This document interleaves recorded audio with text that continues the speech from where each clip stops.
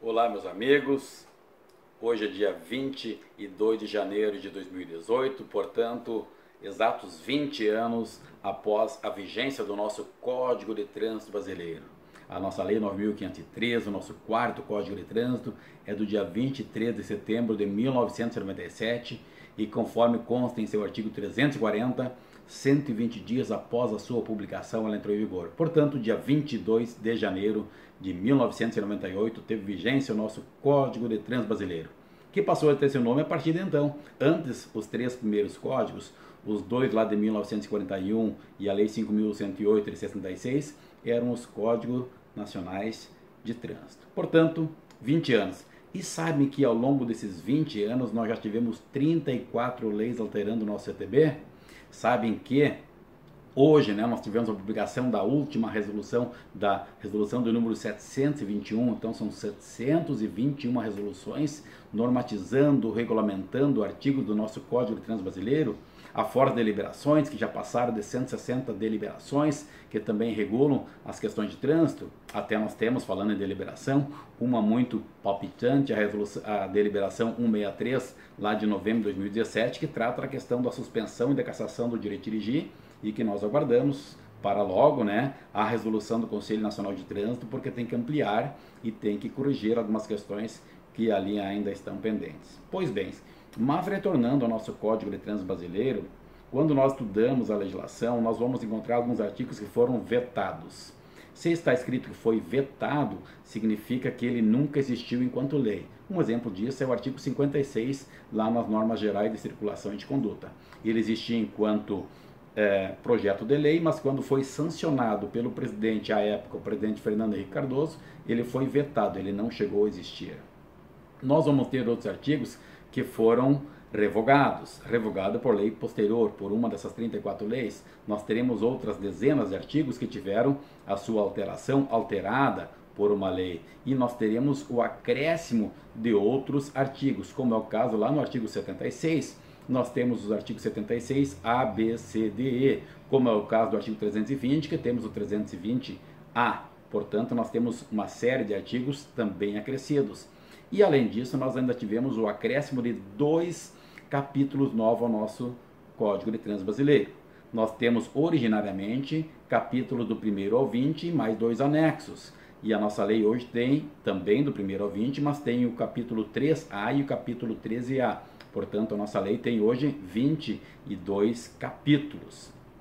Essas alterações que ocorreram ao longo do tempo e com bastante incidência de 2014, 2015, de 2014 para cá, houve bastante incidência de alterações da legislação de trânsito, nem sempre elas foram benéficas para a segurança viária. Vamos citar uma bastante famosa, que é a Lei 11.705, lá em 2008, que ficou conhecida como Lei Seca. Ela alterou 8 artigos do Código, 7 alterações foram muito boas, mas a 8ª, quando alterou o artigo 306, ela criou um problema bastante grande para a sociedade e principalmente para quem trabalhava com trânsito, quem trabalhava lá na Polícia Rodoviária Estadual, na Polícia Rodoviária Federal, na Polícia Militar como um todo, lá nos órgãos municipais, a dificuldade em prender alguém pelo crime do artigo 306, pois se ele não soprasse o etilômetro, nós não tínhamos a medida qual o teor etílico e com isso a gente não conseguia tipificar o crime do artigo 306. E esta dificuldade legislativa que repercutiu em termos de segurança no trânsito, ela teve vigência até que esta lei foi alterada lá pela 12.760 e a gente diz que foi nosso presente de Natal em 2012. Por quê? Porque ele alterou novamente o tema do artigo 306 e trouxe a alteração da capacidade psicomotora. Então, aquele cidadão, se ele soprar ou não o etilômetro, nós teremos várias formas de fazer esta prova. Sopra o etilômetro ou não sopra o etilômetro. E a própria resolução 432 do Conselho Nacional de Trânsito, lá de 2013, ela já regra muito bem esta questão. Pois bem, eu não vou fazer um vídeo muito longo, mas eu quero chamar a atenção também da 34ª lei que alterou o nosso Código de Trânsito Brasileiro, a Lei 13.614, agora de janeiro de 2018, porque ela cria um plano nacional para a redução de mortes e lesões graves no trânsito. E ela vem com certo atraso em relação à nossa década mundial de ação pela segurança no trânsito, que foi aí promovida pela ONU e o Brasil é signatário, e que ela teve início no dia 11 de maio de 2011. Portanto, nós estamos chegando com a lei, alterando o Código de Trânsito brasileiro, 7 anos após. De qualquer sorte, nós sabemos que o Conselho Nacional de Trânsito vai ser o grande gestor desse processo, que os conselhos estaduais de trânsito serão os grandes encarregados em cada um dos 26 estados e o CONTRANDIF lá no Distrito Federal, que os DETRANS terão um grande trabalho muito importante nesse processo do controle da estatística, e para isso vai depender de que os municípios, que os órgãos rodoviários, que a Polícia Rodoviária Federal, que as polícias militares contribuem e coloquem dados exatos, com exatidão, para que nós venhamos a conhecer ainda mais o problema. Se nós não conhecermos o problema, não poderemos combater o problema.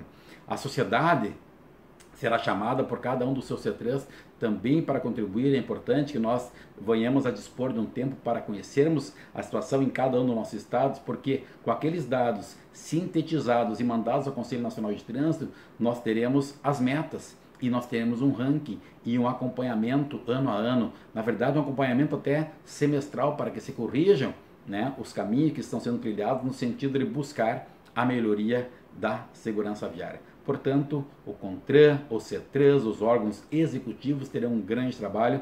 A sociedade está sendo convocada ou convidada para participar desse processo e, embora tardio, a gente espera que ele venha contribuir para um resultado significativo. Agora, não podemos esquecer que os governos, tanto federal quanto os governos estaduais quanto os municipais, devem atentar lá para o artigo 320, que trata da receita arrecadada com as multas de trânsito, para que normatiza a resolução 638 de 2016 do Conselho Nacional de Trânsito. Nós temos que trabalhar a questão da engenharia, a questão da sinalização de trânsito, a questão da fiscalização de trânsito, mas não podemos esquecer a questão da educação para o trânsito. E quando falamos em educação para o trânsito, isso também reflete lá no Departamento Nacional de Trânsito, aquele 5% do valor das multas que vão para lá, aquele 5% do valor do seguro de PVAT que vai para lá, e que criam o Fundo Nacional de Segurança e Educação para o Trânsito, e que o governo federal contingencia, e daquele 100% tem liberado somente 5%. Nós devemos cobrar isso, porque esse dinheiro todo investido em educação para o trânsito traria um resultado muito melhor para nós, e nós esperamos que venha a trazer agora com esta lei.